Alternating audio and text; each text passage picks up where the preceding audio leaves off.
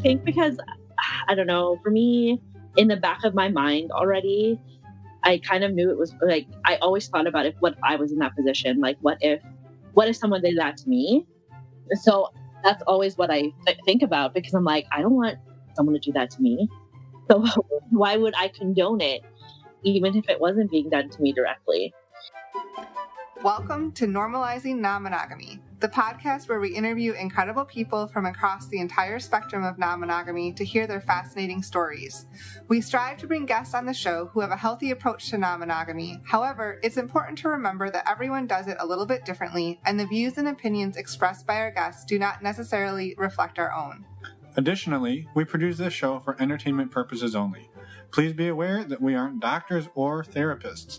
Consult a medical professional for anything regarding your health that you might learn about on the show. Enjoy!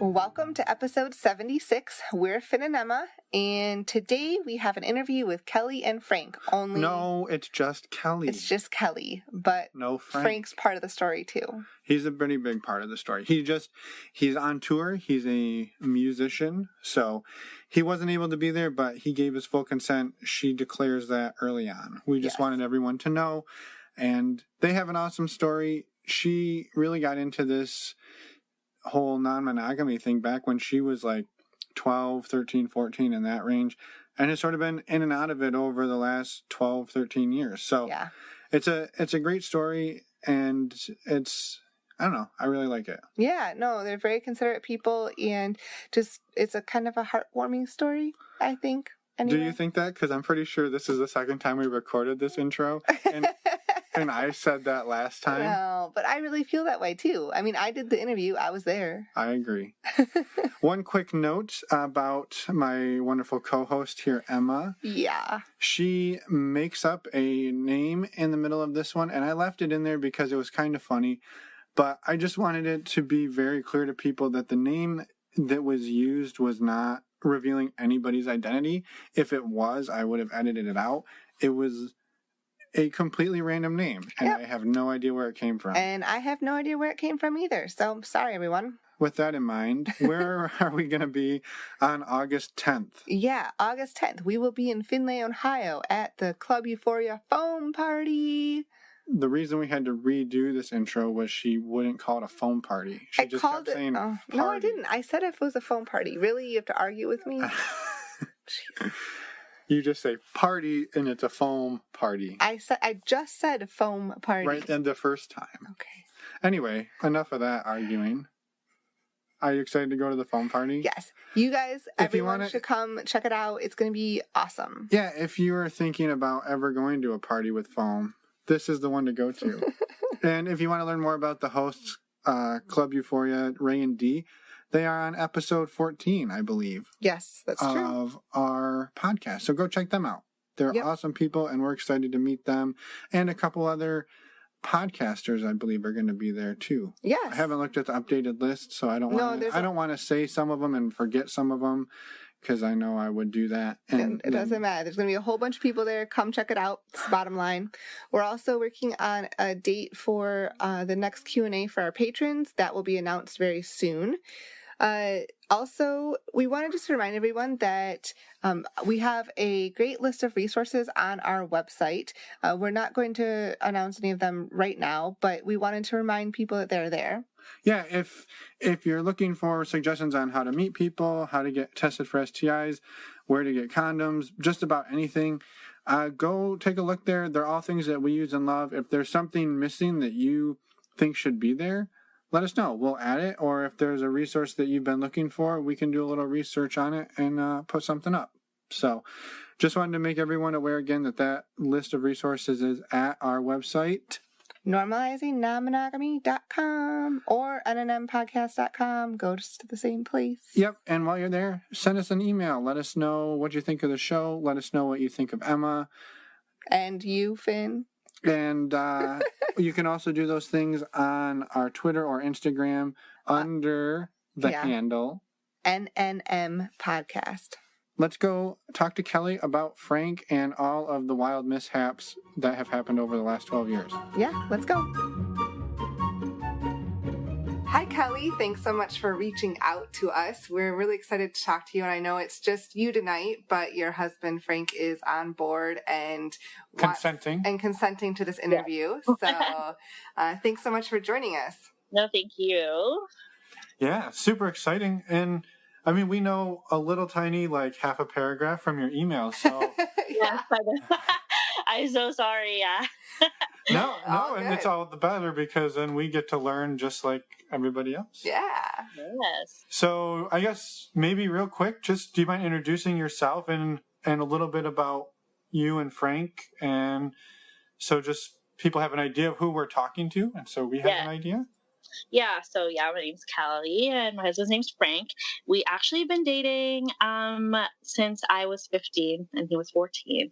So yeah, and then I'll get into that a little later. But yeah, no, we've been together that long.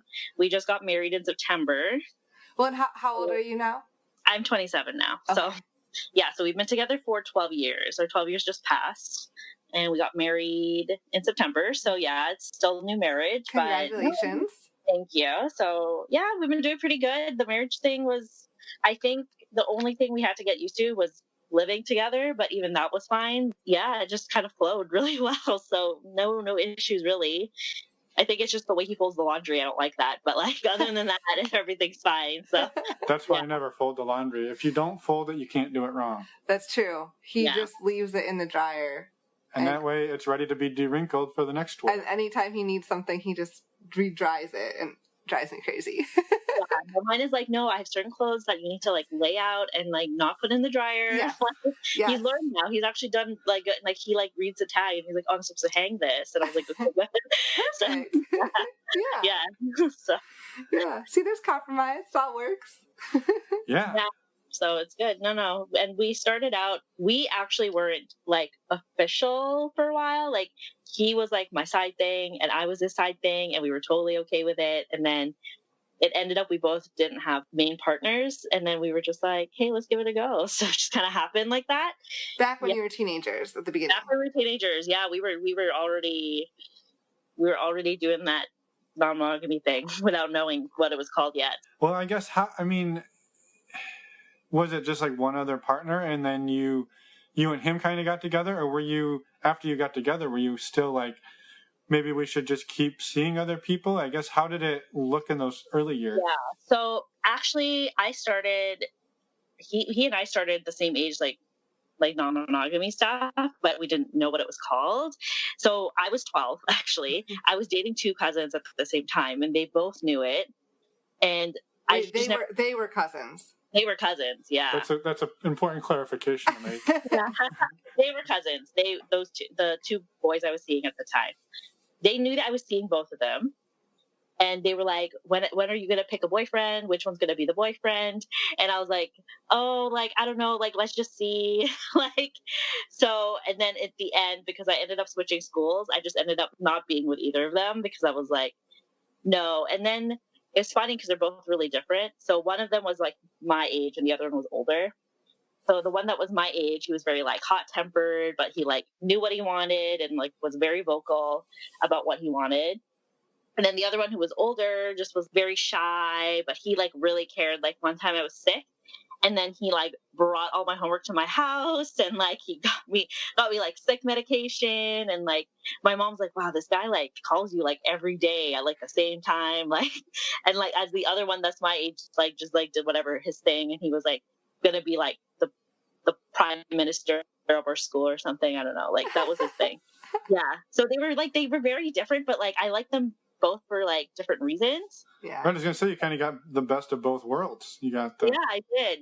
Because one was like taking care of me when I was really sick. And then the other one was like more fun. And like, we did like the fun things together. Like we went wakeboarding and like all that, like ice skating. Like he was the more outgoing. Mm-hmm. So I was like, I'm getting like something out of both of you. I don't know why I have to pick one, but it wasn't going to work out. I was going to like a religious school and they both came from really religious families. So it wasn't going to work out. Yeah.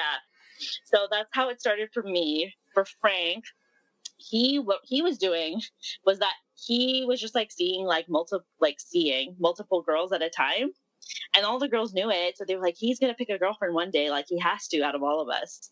So, And that kind of just like spiraled. So he just kept doing that.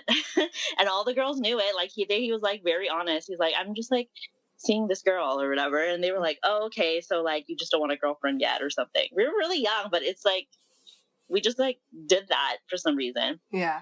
I mean, yeah, you're like early teenagers. Yeah, we're early teenagers. So then we kind of fast forward. And then I didn't really have a boyfriend until I was my first boyfriend ever. I was 14, but he was 16, so he was like a bit older. And yeah. Oh wait, I have to backtrack a little bit so I can get some backstory. So I was in Sea Cadets. This is the thing. It's a youth group, but they promote like the Navy, the Air, or the Army. They make it everything like youth, but they just like promote it like in certain ways. Okay.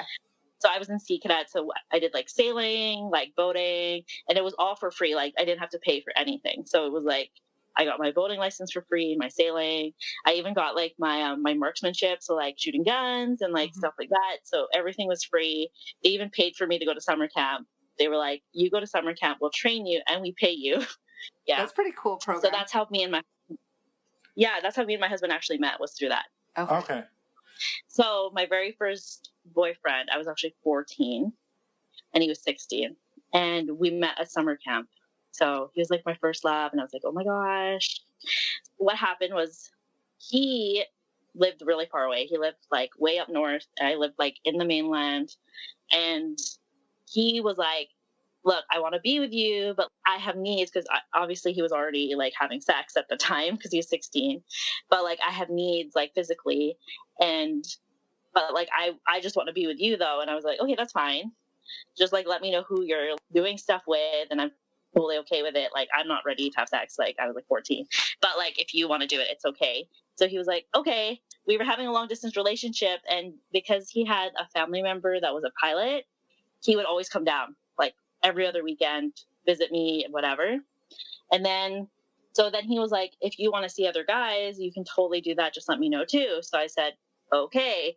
So then my husband now, Frank, that's how we started, was because he like liked me, and he was like, I was like, okay, well, I have a boyfriend. So like, I don't know if you want that. And he was like, no, that's okay. Like I'm seeing like a couple girls. And I was like, sure, whatever. So let's do it. So at parties, he was like my date to parties when my boyfriend wasn't around, and everyone kind of knew it. So then we were just like in the corner making out or something, like teenager parties. And, yeah, so everyone was like, okay, well, that's her like other boyfriend, like when her real boyfriend isn't here. So that's how people kind of knew that. And then eventually me and my boyfriend at the time broke up because he was like, oh, it's too hard for me. I don't want to do this. So I said, okay. My mom was like, wow, you took that like really well. So she didn't know that I was seeing Frank at the time too. So she only knew I was seeing one. So she's like, wow, you took that so well. Like that was your first boyfriend and first love and whatever. And I was like, yeah, well, like, I'm not gonna, whatever. I think because I was already seeing Frank. So I was like, fine. And then Frank was like, well, like now that he's not your boyfriend, like why don't I be your boyfriend? You could be my girlfriend. I was like, sure. So, why not? So what happened was we did that, but then we automatically, I think we just kind of talked about like what we were doing before, because he was seeing other girls and he was like, I still kind of like them. And I said, that's fine. I don't really care. Mm-hmm. And then there were some guys in high school that I was like interested into in my high school. So he was like, okay, like whatever, let's just keep doing what we're doing. So we kept doing what we were doing. And then eventually though, my now ex-boyfriend, I saw him again that summer because we went to summer camp for cadets, and he wanted to get back together. And I said, well, I don't know how that's going to work because I'm already with Frank. So my ex was not happy. He was like, I didn't want that. Like, I wanted to get back with you, and then he can be the side thing and I'll be your like real boyfriend. And I was like, well, no, it doesn't work like that now. So you got to be okay with whatever I have. So he said, okay, fine. Let's see if it works. So we tried to work it out. It didn't work out because he ended up going to the Army. Mm-hmm. And he was like, I don't want to do long distance again. So I said, okay, well, we're done. So. And by now, you were in high school by now. I was in high school, and he was like 2 years older. So I was already like 16, he was 18. At 18, you can go to the army. Mm-hmm. Right. So I was like, no, we're done. I don't want to do this. So, and I don't want to do the back and forth. So yeah, me and Frank, I don't even know where to start. We've just had a lot of ups and downs in this like non-monogamy thing. There was even a point where we just had to like make it monogamous for a while because I think we just didn't know how to just be together to get like just me and him. So there was some struggles, especially if you've been together for that long. It's like, it's impossible not to have your struggles with it. Well, and also when you're starting from a really young age, like you're growing up together too, and maturing too through your teenage years, as well as trying to figure out non-monogamy and trying to figure out your relationship. And there's a lot going on there. There's a lot. Yeah. Like, I mean, we didn't really know who we were. Like we went to 2 different high schools. So that was a struggle. And then it was also a struggle to like hide what we were doing from our families because our families are not very, we just based on what our families are like my family's very religious. So I know for sure they were never going to be on board with it.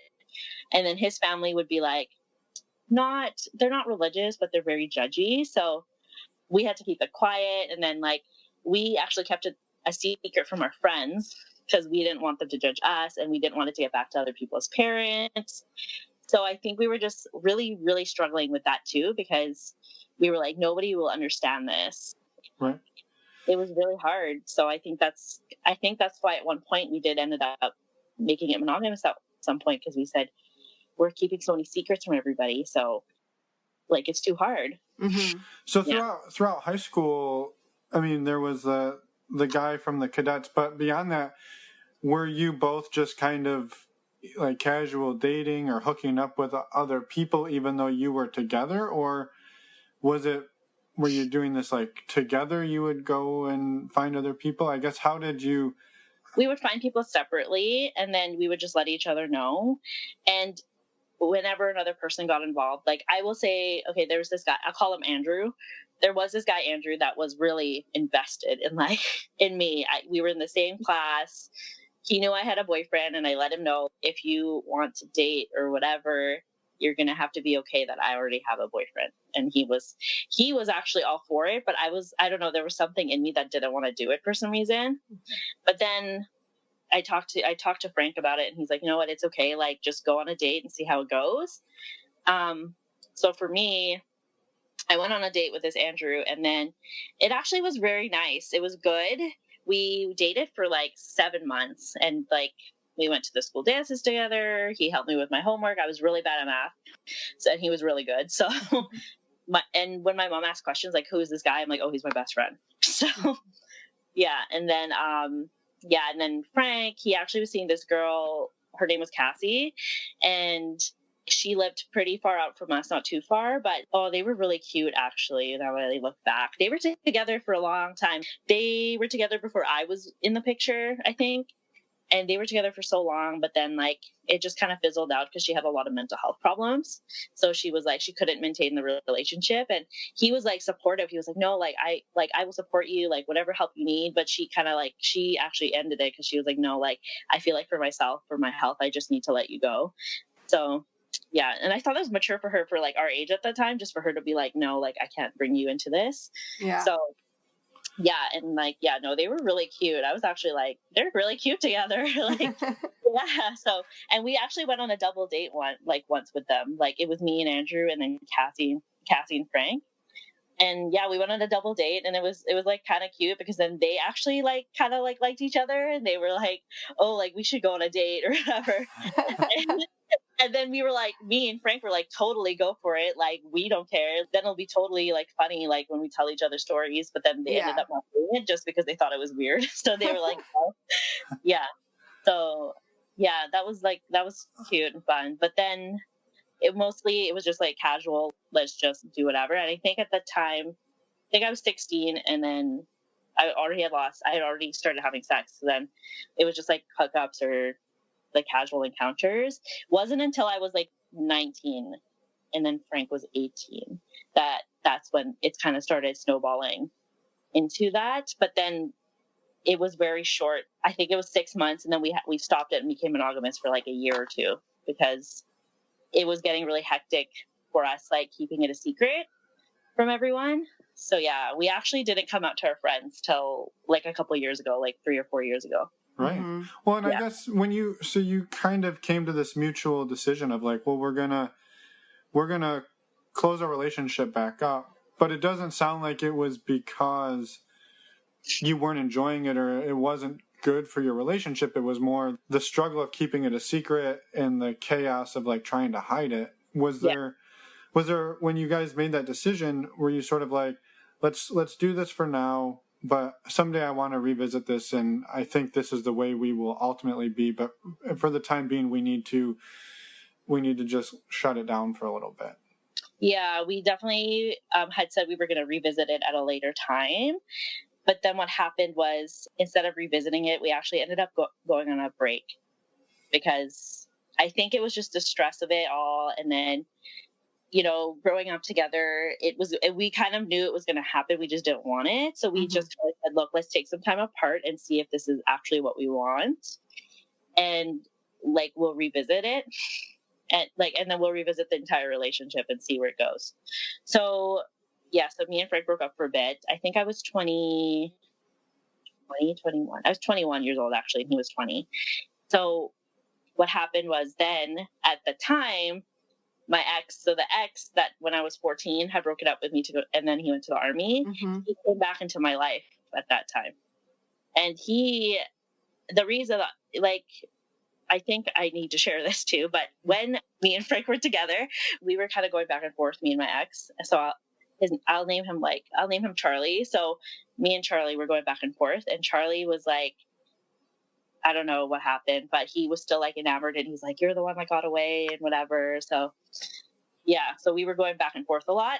And then even Frank was like, are you sure that's like what you want to do? Because like, he like wasn't serious about you, and now like, so I was like, okay, it's fine. So then Charlie came back in my life, and I said, look, me and Frank are on a break, so let's give it a go. So he said, okay. So he was actually serious. He was like, he was living like 2 provinces away, because we live in Canada. And he was like, look, I'm done in the army now. He just finished. And he's like, but I like want to make it work with you. Like, I want to like be with you. I could get a condo where you live. And he actually got it. Like, he got the keys. He was ready to move. Like, he had the lease going. Like, he was ready to move. And I was like, okay, he's serious. Like, he wants to be in a relationship or whatever. Right. So I was like ready to kind of move in with him. And I wasn't telling my parents yet, but like, I had just finished university. I was like, I was working, so it shouldn't have been a problem. And my parents knew I wasn't the type of person to stay at home till I was 30. Like, I was like, no, I need to leave. So, but I was like slowly moving my stuff in. Then a mutual friend of ours actually messaged me and said, hey, is Charlie moving in with you? And whatever. And I was like, yeah, why? Like, how do you know that? And then he sent me a screen. This is like, iPhones already existed, right? So he sent me screenshots of a conversation he had, and he had a girlfriend the whole time, and he didn't tell me. Oh, Charlie did. Yeah, Charlie had a girlfriend. So I was not impressed. So then what I did was, Charlie hadn't moved in yet to his condo. So I like took all my stuff out, and then I just waited till the day he came. I came to the same time, and I was like, hey, do you want to explain this to me? And he looked at it, and he was like, he didn't even deny it. And he's like, I was going to break up with her. I was just waiting for the right time. And I was like, no, that's not okay. Like, you need to be open and honest with people. And I was like, and for my own values, I don't appreciate that. And I don't like that, because like, you went behind this person. You basically cheated on this person. Right. And like, yeah, you cheated on this person. You didn't tell them. Me and you were already hooking up at this time. So I don't understand why you did that. And then he didn't deny it. And then I was like, look, you can live alone, because I don't want to live with somebody who's you're just disrespecting your relationship. It doesn't matter like that you didn't like, well, like, he lied to me because I didn't even know he had a girlfriend. So I was like, you lied to me, you lied to your girlfriend, and like, I had to find out through somebody else. Yeah. Right. So if he had told you the truth, if he had said, hey, I have a girlfriend, but I'd like to move in with you, would you have gone, would that have been okay with you? At that time, no, because we were already hooking up. Well, I mean, if he had told you before you started if he had told you at the very beginning. Yeah, if he had been honest with you from the start. Like, I have a girlfriend, but she knows and she's cool with this. Yeah.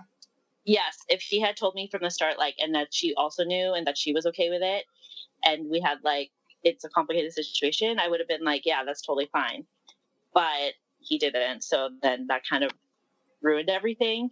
Mm-hmm. And she found out, obviously, that he did that. So then, so I started getting messages from burner phone, and she was like, "You're a slut, you're a whore, like, can't believe you did that." So I was like, oh man, I don't have time for this drama. So like, she didn't know anything.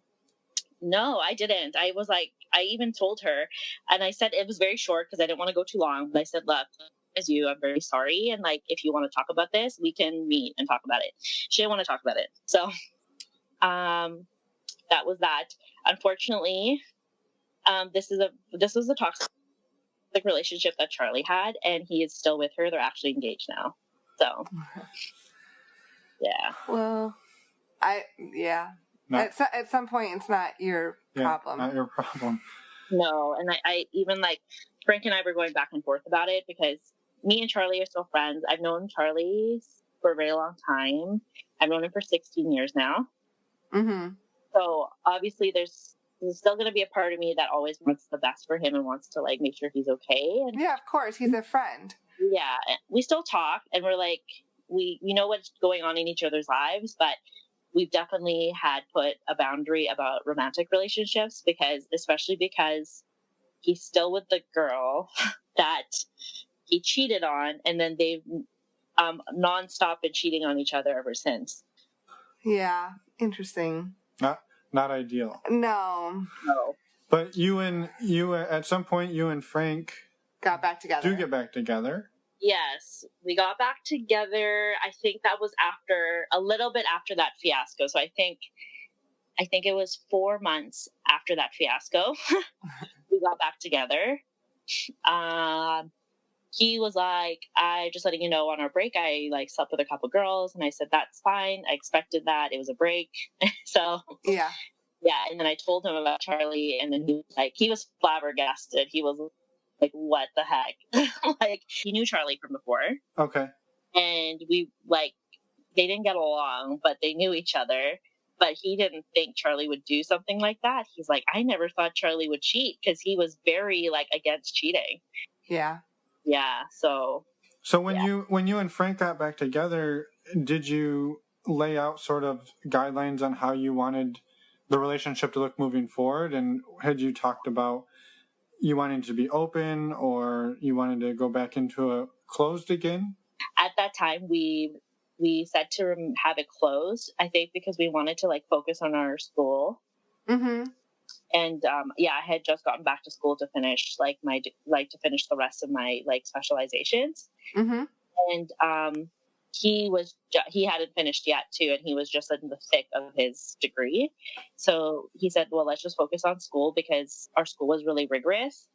Yeah. And then, because we won't have time for each other if we're doing what we're doing. So I said, okay, that's fine. So we were fine for, like, a couple years. And but then with fast forward, I think I was 23 or 24. I went to a vacation in Disney World. So I went with a friend, and, like, me and her went out together, whatever. And I was 23. And then what happened was, when I got back home, I was going to see Frank, and then Frank's like, I have to tell you something. So then Frank was like, I cheated on you while you were away in Disney World. So I was like, oh my God. Because you had agreed to have a close relationship at that point. Yeah, and before I had left for Disney World, I said, look, we're both almost finished school. I was done school already, and that's why I was going to Disney World, was to celebrate and stuff. And I was like, look, let's revisit it. It had been 2 years since we had talked about it. I was like, let's revisit, because that's inherently what we are. And it was working out for us very well. I was like, let's revisit when I get back, because I don't want to talk about this before we leave. I don't want to have anything going on or whatever. So he basically tried to make the choice for us, and I was not happy. I was like, why would you do this? Right, because you wanted to have that conversation when you came back, and you were open to opening up the relationship again, but kind of under your, like, both of your terms, not just one of your terms. Yeah, so I was not happy, and we broke up. Well, I was going to say, more importantly, you could have been hooking up with Mickey Mouse. No, honestly, I could have been like Gaston had his eye on me, like you know it. Like I was like, I could have had all these Disney princes, and the bad thing is the girl that he cheated on, I had met her multiple times. Like she knew our situation, and yeah, and she cheated on her boyfriend too. So it was like, what's wrong with you people? So I was not happy. I was like, Frank. And we were talking about moving in too. I was like, why does this always happen when I want to move in with someone? So I was like, maybe it wasn't for me. I wasn't meant to move in with people. So I was like, I'm not moving in with you. We're breaking up. Like, I can't do this. So we broke up and that was it. And I took some time for myself. I think it was like 6 months. I took some time for myself and I actually didn't date anyone. I was pretty single. I was scared I was going to be that cat lady because I already had 4 cats, like at my parents' house. I was like, that's it. I'm the cat lady. Like I've already accepted it. So, and my friends were like, you're not going to be a cat lady. Like you're fine, whatever. So I had like blocked Frank, like off my social media, blocked him on like my phone. Like I was like, I just need to like take a break away from him because I'm pretty upset about what he did. So yeah. So then 6 months later, I decided after that, I got through my grieving phase because, we had been together a long time at that point. Yeah. So I got through my grieving phase and then I unblocked him on everything. And then I think he was good because he knew that I did it, that he didn't message me at all. So it gave me time. And then I messaged him and I said, okay, can we meet on this day? And it was like a public place so that, let's meet and let's talk about what happened and like whatever and how to move forward. Because I'm like, even if after this we don't get back together or like try to make it work, at least I want to leave as friends. Yeah. So me and Frank met and we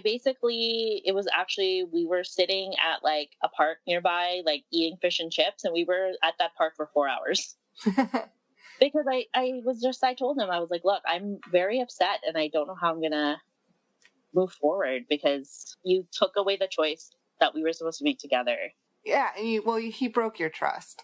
Yeah, and he broke my trust. So I was like, I don't know how I'm going to move forward. And like, the thing is, like, I have a lot of history with you, but it doesn't mean anything when you break someone's trust. And he was like, I'm sorry, and blah blah. And he pulled out this duotang, and it had letters from every single day that like from when we had broken up.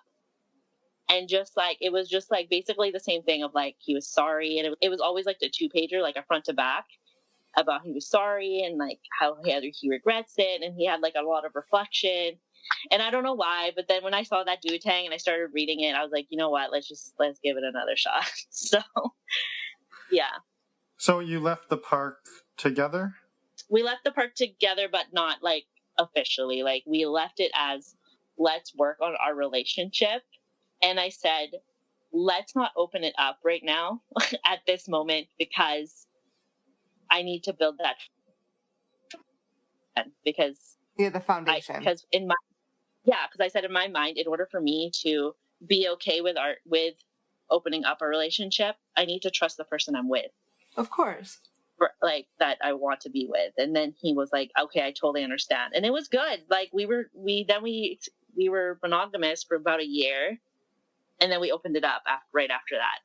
So what was the decision? I mean, how did you come back to that decision? Of opening it up? Yeah, because it had been on again, off again in many different ways. Yeah. And very tumultuous. How did the two of you get to a point where you decided, yeah, we're where we want to be and let's open this up and see how we can do it together? Yeah. I think it was a lot of the way we communicated was a lot different. I think being a little bit more grown up helped a lot, and having that 6 months apart was helpful. Because before we would just kind of like sporadically be like, I hooked up with this person or whatever. Like we would tell each other like the day after or the day before, and it was just kind of like mindless. It was almost like mindless hooking up or casually hooking up with people. And then I think what we got to the point where we were like, we don't want to hook up with people. Like, we actually want to have an emotional, like, connection and actually know them and actually, like, date them. Because I think that was what was missing between me and Frank for a while, was we were missing that missing that piece, because I think we were so absorbed with, like, what was going on in our lives, like, outside of the relationship, that we didn't, like, focus on the relationship at all. Right. And I could say I was at fault too, because there was times where, like, I would push our relationship to the back burner because I was more concerned about impressing my friends or, like, hanging out with my friends after work instead of, like, hanging out with him like I promised. So I could say for that part, like, I definitely put the relationship on the back burner for a bit, because I was just like, I wanna like be with my friends, and I want to know what's going on at all times. At one point I was, like, looking at my phone more than I was, like, paying attention to him. And so I have a 2-part question. Yeah. So the first part is, do you think the fact that, like, you were really young, made it so that it really didn't work out in the traditional sense? The relationship? The relationship, or having it be an open relationship. And the second part of that question is, well, I guess answer the first part, because I don't want to influence your answer. Okay. Can you just repeat the first one again? Yeah, maybe because I asked it really terribly. I wasn't going to say that. So, I'm just kidding. Yeah, so the first part is, do you think the fact that you were so young, and I guess just learning about yourselves, contributed to the fact that it didn't work out? You would try to open it, and then it didn't work, and then you would try to close it, and that didn't work, and then you tried a couple of different things, and none of them really seemed to, quote unquote, work in terms of somebody not having a fuck up along the way. Yeah, I think being young was, like, a big thing, and being young and not understanding what was happening was, like, I think was the biggest thing for us, was because we couldn't put a name to what we were doing. Right. So we were just like, what is this that we're actually doing? Yeah. So we kept saying it's an open relationship, but we were like, we ourselves didn't understand what an open relationship was. Like, we're young, we don't understand how relationships should be working. And I think the other part was, like I said had before, was that we were trying to do something, and then inherently we had nobody to talk to about it, like, because we were keeping it a secret. Right. And I think that wasn't the biggest part, but I think that was definitely a big contributing factor, because it was just stressing us out more, because we were, like, running around, like, in corners, like, making sure nobody saw us. Like, we were stressed that, like, our parents were going to see us out and about. And like, we just didn't understand. We didn't understand how relationships work because we were so young. Right. So not only was that a good factor for us because we were in one together, but then we were like, so how are we supposed to maintain these with other people too? Yeah. Sure. Yeah. Well, and so the second part of that question is, based on everything you said, it was a lot of, like, I wanted to spend time with my friends, and I didn't put our relationship first. All the things that, honestly, in my opinion, should be happening when you're 15, 14, 13, 20. Like, that's okay to have those things happening. On the one hand, you could say, well, it's because you were really young and it didn't work out. But on the flip side, it almost seems like it was a perfect model for the stage of life you were in and the age you were, that, like, you got to kind of have a boyfriend and a really close friend, but you also got to hook up with other people and explore what you were interested in and spend time with your friends. Like, it's almost like you could look at it and say, well, it didn't work, but at the same time, it was almost the perfect model for where you were in life. Mm-hmm.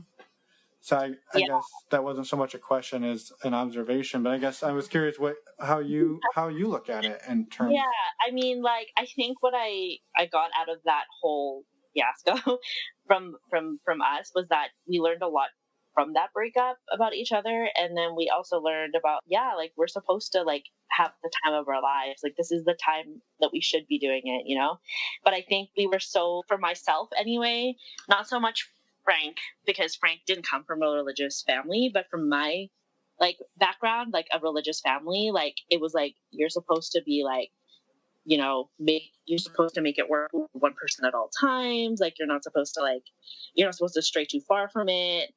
So, and like my family is like very traditional. So I think that was also what I was struggling with. It's like, oh, my family, like this is not what I was taught. Like I need to like, and I went to private school too. Yeah. So you were pushing against all sorts of societal norms and family pressures. Yeah. So for me, it was like not normal to always like, and like the way it is, like, the way I was taught too was like, you always put your like family and your like whoever you're with first, and you never put your friends and other people like in front of that. Yeah. So when you and Frank decided to open it back up, how did you approach it differently, and how has it gone since then? Yeah.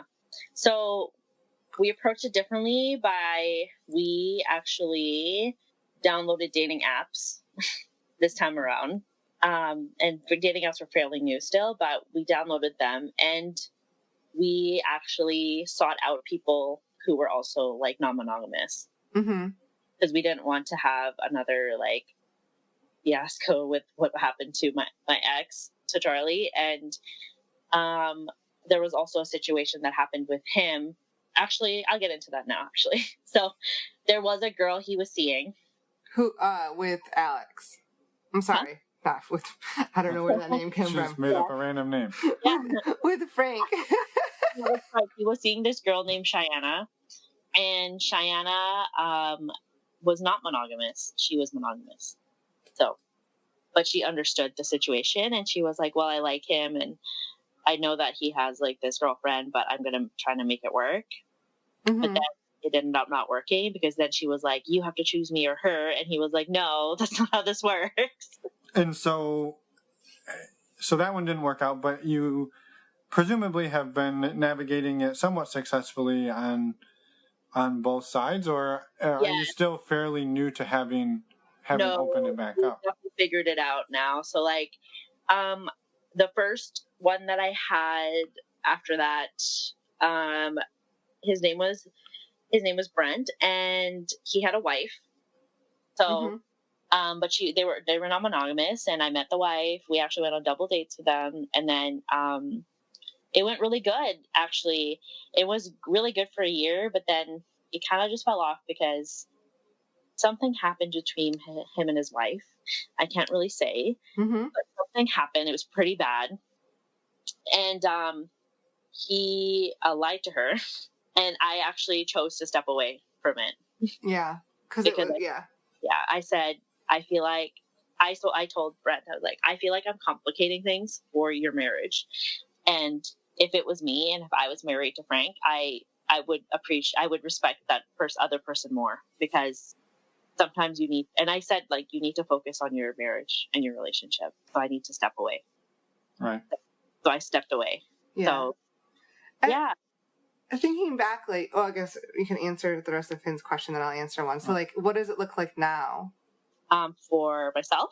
For both of you, like, are you still, you have an open relationship right now, and moving forward, do you see that changing? No, we don't see it changing. And you're dating other people, trying to find other relationships. It's not necessarily just like hooking up and like it was back in not elementary school. Elementary school. I went back a little too far there. Back in high school. We tried to seek out relationships to have with people. Sure. His right now, it's very sporadic because he tours so much that he can't see them as often. Yeah. So one girl in particular he's seeing, they've been seeing each other for a year actually. So he doesn't see her as often as he wants because he's always gone. And he kind of even said, like, I choose to see you more than her because you're my priority. So, but I said, like, we could talk about it because if you want to see her more, like, that's fine. Yeah. I'm sure she wants to see you more too. So, yeah. And she's like, I like her. She's very, very nice and she's great. It's just like, she wasn't religious before and now she is, but she knew that we were non-monogamous.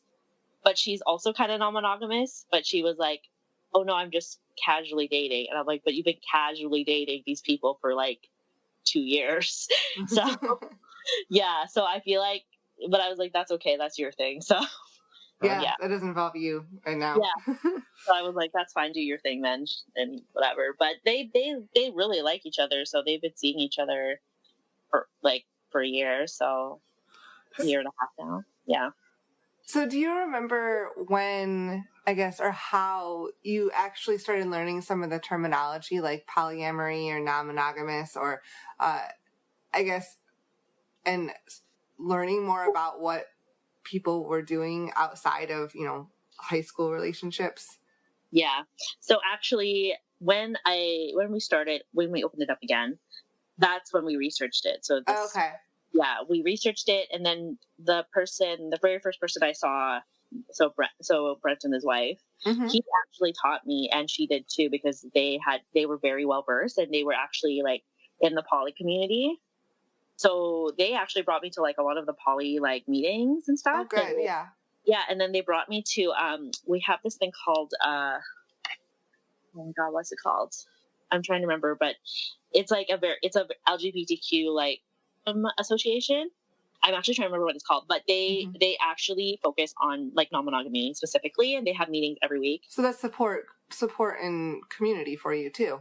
Yeah. So I was going to those meetings and like learning terminology, like understanding like ethical versus non-ethical, like non-monogamy and stuff. And yeah, it was very refreshing because I still go every now and then, not as often as I do, but I just go just to like freshen up on things, like see people that I haven't seen in a while. So yeah, no, they taught me like the different kind of like non-monogamy. So they're like, oh, there's like poly, and then there's like the hierarchies and like not hierarchies. So then it was really nice to understand it more. And I think that's also what helped me in Frank's relationship, was because we were both going to them. Okay, good. Yeah. And understanding like, okay, what is polyamory? What is non-monogamy? What are the different kinds of relationships? How can we make it better for ourselves and for other people? So were there things in there that you and him learned along the way that kind of changed and shaped, some key takeaways that you got out of those meetings or those group sessions where you came back and you're like, I think we need to do this, or we should try that, or we were doing this wrong, like some key takeaways that you came back from? Yes. So the key things we took away was like the communication part, because we had struggled a little bit with that. The other thing that we also took away from that was it was just kind of understanding like the different, like I think the most important thing was trying to understand like the ethical part. And I don't know if we were doing it right or not, but we were definitely like more we definitely did more of a push where we tried to get like our other partners to mutually agree to form relationships with others as well. And and not even just with like they go and seek out other people, but it was kind of like our thing, like they need to be able to have respect for us, for our main partner too. So yeah, so I was like, yeah, I have my nesting partner and you need to respect that and you need to respect him, because for me, I think, and we both also don't talk bad about each other, like to our other partners, and vice versa. Right. Yeah. Because we were like, if we have an issue with each other, we need to talk about it to each other. And then if I have an issue with my partner, I will talk to them about that. So. Right. Not burden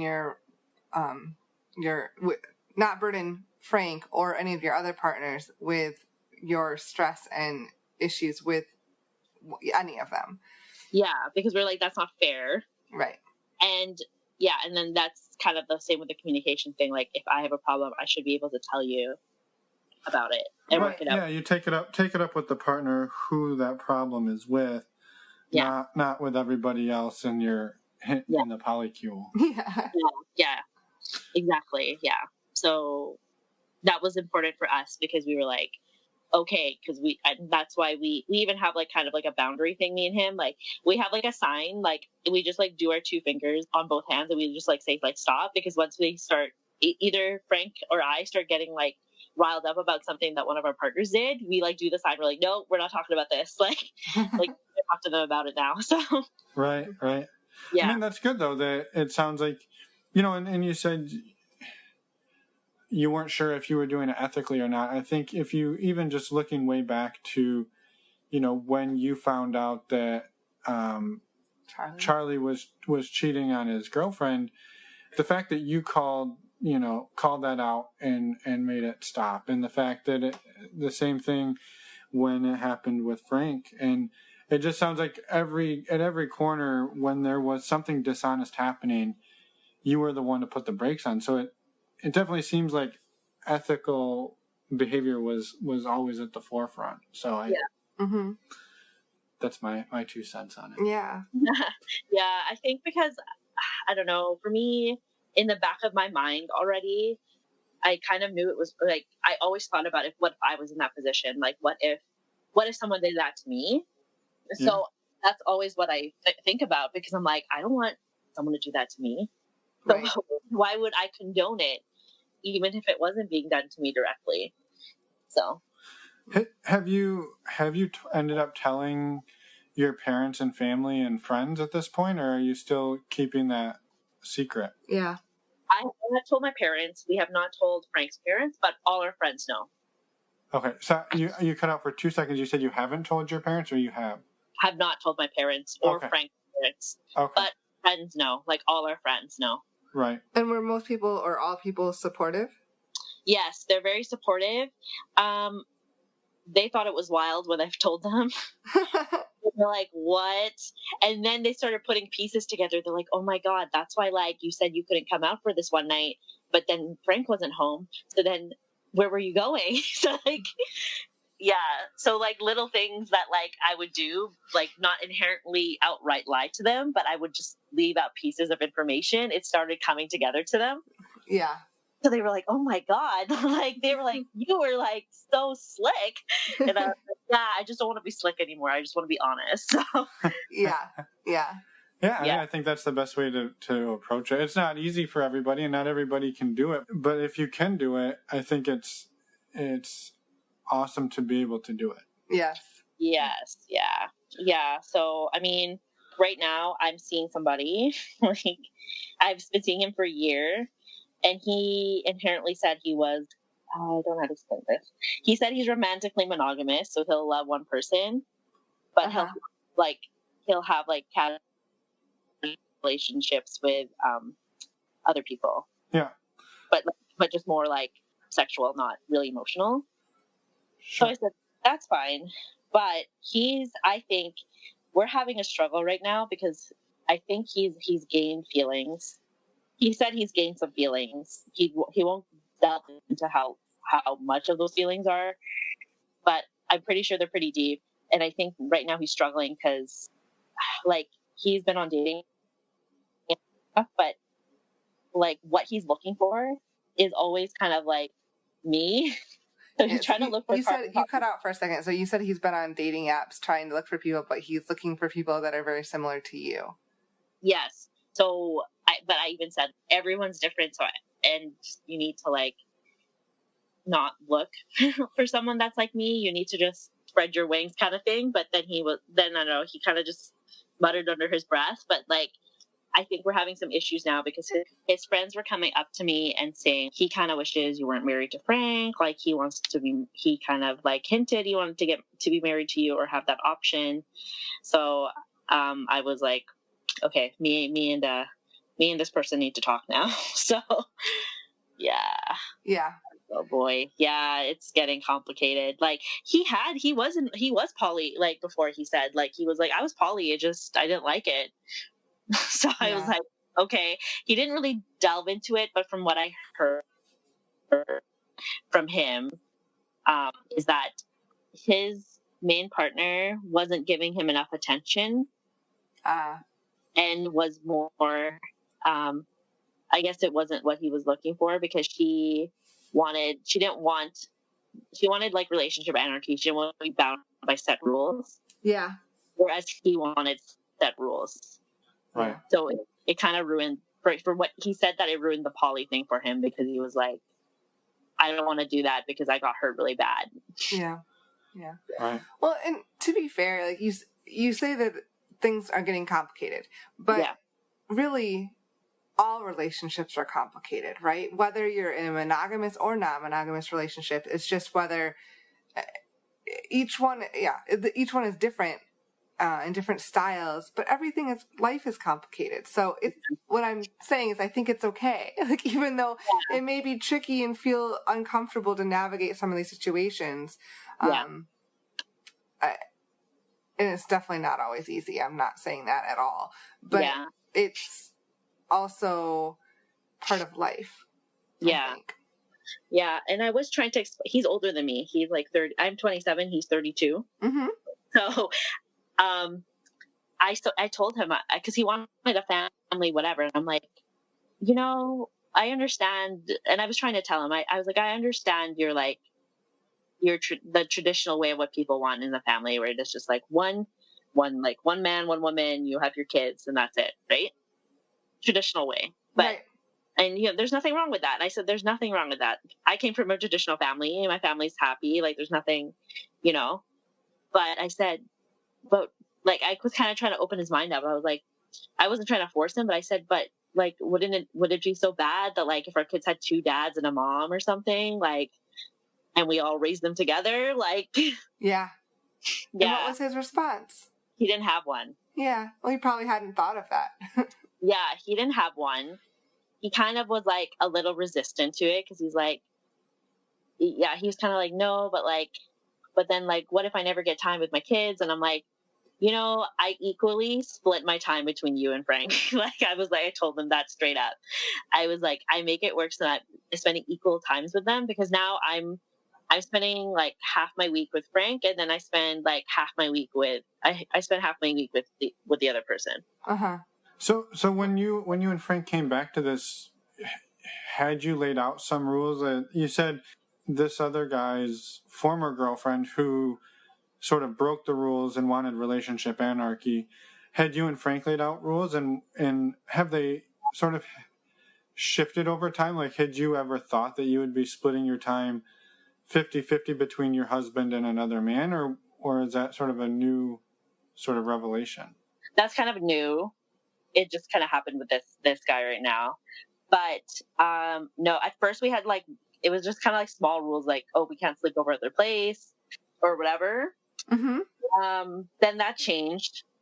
But I think that was when we actually moved in together officially. And then we were like, do whatever you want. So yeah, just communicate, basically. Yeah, just tell me if you're not going to be home, so I don't have to like worry about having dinner for you, or like waiting up for you to come home, kind of thing. Yeah. Well, I think that was our only one. We couldn't sleep over at the other person's place, and I think it's just because we were like, we don't even live together, so like, yeah. But no, right now I don't even think our rules are just like, we have family functions, we need to like make that a priority. Mm-hmm. If we haven't seen the other person in a couple of days, we should probably make some time for them. Mm-hmm. And yeah, it was just like, honestly, it's just like safety and honesty, and like protection, like using condoms and stuff. Yeah, I was curious, did you lay out ground rules around your sexual health and your sexual safety? Yeah, so me and him are fluid bonded, me and Frank. Yeah. Mm-hmm. But with everybody else, we use like condoms and stuff. Like, and I'm on birth control. I'm on an IUD, so like to double the protection. And we had to Frank want kids, then we would cease like the sexual activities with others just for safety. If you said if you two decided you wanted kids. Yeah. So I said I would stop my sexual activities with others just because I don't want to be like, who's the father? Yeah. So Right, of course. Yeah, but Frank was actually very like, even if it ended up not being my DNA, like it's still my kid. So yeah, like he would treat it as his anyway. He was like, it doesn't matter if you accidentally got pregnant by whoever, like I would still treat it as my kid no matter what. So wow. Yeah, that's actually pretty awesome of him to say that. I mean, just that shows how supportive he is. Yeah, and I kind of said too, if you got another person pregnant, like if they were open to it, I would be totally okay to be like taking care of your child too. So yeah.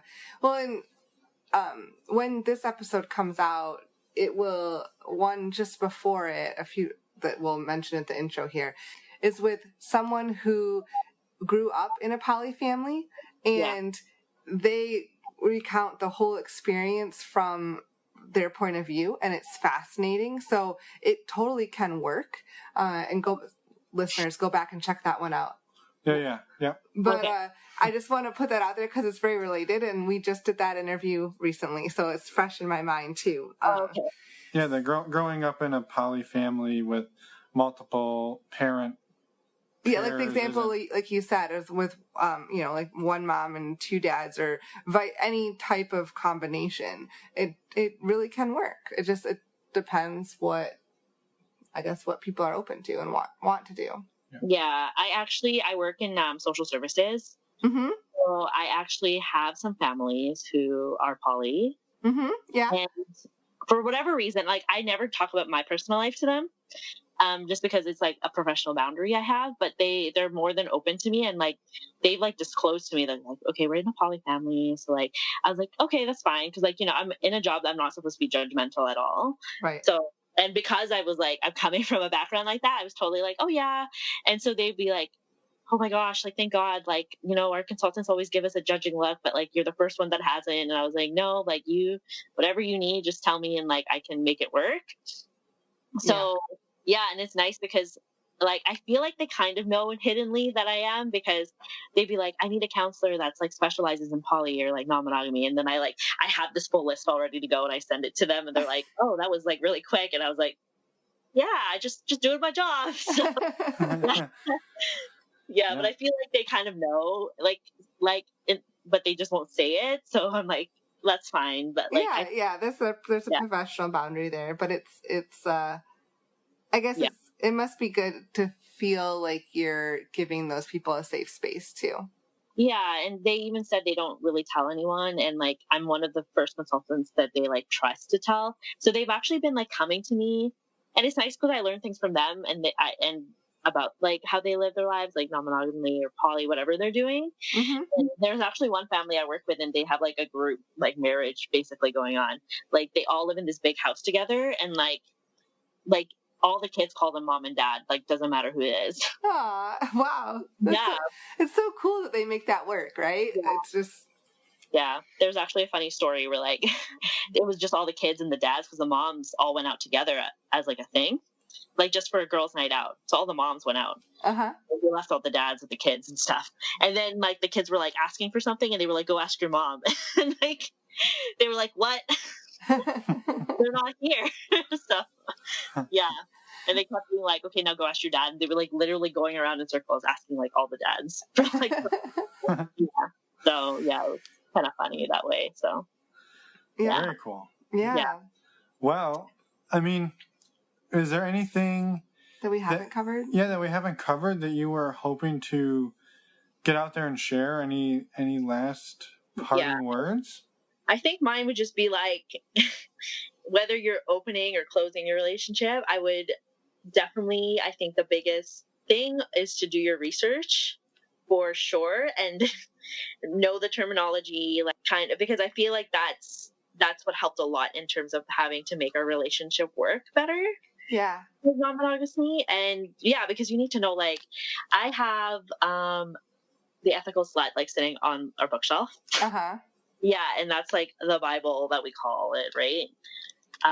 Yes. Yeah, it's basically the Bible because it's the practical guide to like poly, open relationships, whatever. That's basically what it is. I actually got that from Brent. He had 3 copies sitting in his room. And he was like, you need to read this, because if you're going to start doing this, you need to like read this and know. Yeah. So. Were you able to get the Canadian translation, or did you have to? Yeah, no, I got that. It was just like, I was kind of blown away. I was like, this book is older. This book is old. Like, and I didn't even realize that it's like, what, 2009 or something? Yeah, I think it's about 10 years old. Yeah, but I think there's an updated. But there's an updated version. Some updated version. So. Yeah, there's an updated one recently, I think. So, but the one that I had was from 2009, and I was like, this book has been around since I graduated high school, and I didn't know about this. Mm-hmm. So, Yeah, you could have used it a few years before. Yeah. I could have. I mean, like, yeah. So I got like the ethical slut, and then when I went to the non-monogamy, went to like they gave me like more than two, and then opening up. So I feel like reading about those has been good because it definitely helped with me and Frank's relationship. I feel like that's why our marriage right now is going like really good. Like everybody kept talking about like, oh, your first years of marriage are always hard, and I was like, really? Because like we've been like sailing through it like crazy. Like, well, yeah. I was just curious on that, and then we'll let you go for real. But yeah. you say like it's going perfect, and I think there would be some people that maybe hear that you're splitting half your time with another guy and half of your time is away from your husband, but then you say, well, it's going really great. And I think there's a lot of people that would hear that, and those two things would be contradictory to each other. But for you, I guess that's what you're looking for. Yeah, because I think I'm very, not needy, but it's just like, I really love spending time with people. So, but I also don't like spending too much time with one person. Yeah, so, no, that makes a lot of sense. Yeah. So, and that's the same actually with Frank. Frank was like, I love you, and like you're awesome, but like sometimes I just need to be alone. So right. And I was like, totally can be arranged. So right. Well, and something you glossed over very briefly. You mentioned that Frank was on tour. He tours around the country and around the world frequently. So that opens up sort of a natural opportunity for you to be able to explore those without, you're not just leaving them at home all alone. Time apart, yeah. And it sounds like you wouldn't have even cared if you did. So yeah, no, like, I mean, like he just needs, like, for me, I think for him, he's more like introvert. Sure. Mm-hmm. So for him, it's like he just needs time like away from everyone. Just to he's talked about hurting himself for 6 months just to like get all so he can compose he composes music too. So like so he can compose the music and be left alone. So like he's that type of person where he just like he's never been the type of person to always need to be around people all the time. Right. So yeah, so he was just like, no, I need space. So well, I mean, I appreciate you sharing that because I think that's a really easy thing for somebody who doesn't understand that to latch onto and be like, well, how could her marriage possibly be going well? She only sees them half the week. But that's what makes your marriage work. And who are we to prescribe what that should be? Exactly. Yeah. And funnily enough, it's actually my friends who are very like, oh, like, they were like, yeah, that does work, because even they had said like most of them are monogamous, but even they had said like sometimes I don't want to see my husband at all. Like I don't want to see my boyfriend or girlfriend. Like they just bother me all the time, so I just don't want to deal with it right now. So I was like, yeah. I was like, I told you guys it works. Yeah, we don't know what that's like at all. Yeah. I've never been able to relate to that sentence. Yeah, no, it's funny how my friends were like crazy understanding, but. Yeah. I think if you talk to somebody who says that they've never felt that way, even a little bit, they're full of shit. Yeah. I feel that too, because I was like, guys, I get sick of you. Right, exactly. Yeah, like to my friends, I'm like, I get sick of you guys, like, because the friends, we have like my best friend circle, like we're very close, and we all live like 10 minutes away, and we see each other a lot, and sometimes they'll be like, oh, we're going. They were like, why are you busy? I'm like, no, I just don't want to see you. Like, so, yeah. So I'm just very honest. They're like, nope, totally understand. Because I was like, I have to see you like 7 days a week. I think I would go crazy. Yeah. You need some space and time to do whatever you want to do. Well, and if you're making it work, you're making it work. And again, who's to say how you should be able to do that? So, yeah, I mean, I even said to my friends, or I said to Frank, I was like, I just came from vacation recently. I went to Japan. So I even told Frank though, because he didn't come, he was touring. So I was like, I'm going to go have fun. Will you work? So did you go by yourself? No, I went with my family. So my parents and my brother. But when I came back, cause I was like 3 weeks in Japan, I was like, Frank, thank fucking God I'm home, because spending 24/7 with my parents and my brother was not ideal. Like, yeah, for 3 weeks straight. Oh God. Yeah. Well, besides that, was Japan cool? Oh, Japan was awesome. Yeah. And they actually, this is a very interesting note about non-monogamy. They actually practice it, but they don't openly like say it out loud. So, yeah. Wow. Some of the younger generation, so like kind of my age, a little bit younger, Yeah. they kind of like break the traditions of Japan because they're like holding us back a bit, and like they said that like, okay, and he wasn't BSing me because like I could tell when someone's kind of BSing me. He was not. Like this tour guide, it's like a walking tour guide and it was free, but he was telling me like sometimes in the clubs, like they word it a certain way, but they specifically like a swingers or like orgy kind of club, and like that's what they do. Huh. They make them sign like forms to make sure like, okay, like you're consenting, and like they had a club I think where it was like they have different colors, so it was like I'm taken and like but I'm allowed to play, or like I'm taken and looking for a relationship, or there was like I'm taken but I'm not looking at all, I'm just here to like have fun. That's really cool. Wow. Yeah, that is fascinating. Well, if there's anyone from Japan that's listening, please send us an email because we'd love to hear more about it. I had a lot of questions about it, but he was like, no, I can't talk about it too much because it's still like a secret. Like so like not like a secret, but like it's enough to be like openly it's more like taboo, announced it. Right? Right. Oh yeah, for sure. Like they have a crazy sex like life there, but the non-monogamy thing is like very like low key. So he even was like, you need to be like in the know. And like it's all like what they do, they don't put it on social media, so it's all like by word, or they like the way they do their posters and stuff, like they'll put like posters here and there and they word it certain ways, and that's how people find it. So it's like a hidden club. It's like Fight Club or something. I was like, wow. Huh. Well, yeah, we would never tell anybody if somebody from Japan were to want to come on the show. We would keep it super secret. No, it was crazy because I had like mentioned non-monogamy for some reason. Like I don't know. I think he was like rereading one of the books. I think it was opening up, I think. But yeah, I was just like rereading it, and he saw it in my backpack, and he was like, "Oh," he's like, "Yeah, I read that book." Like it was like he was trying to learn English better, so he was reading non-monogamy books apparently. So. Well, Tristan will be so proud. I know. I was like, wow, I can't believe you're like reading that to learn English better. But he was like, no. And then that's how it all started. He was like, yeah, no, it's like a hidden thing and blah, blah. And I was like, this is wild. Like, why are you telling me this? Are you allowed to tell me this? So, yeah. Awesome. That's really cool. So I take it your parents did not see the opening up book in your bag? No, they didn't. Good at like hiding certain things. So I'm like open with them. They know, except for that part of my life. Like I know it's a big part.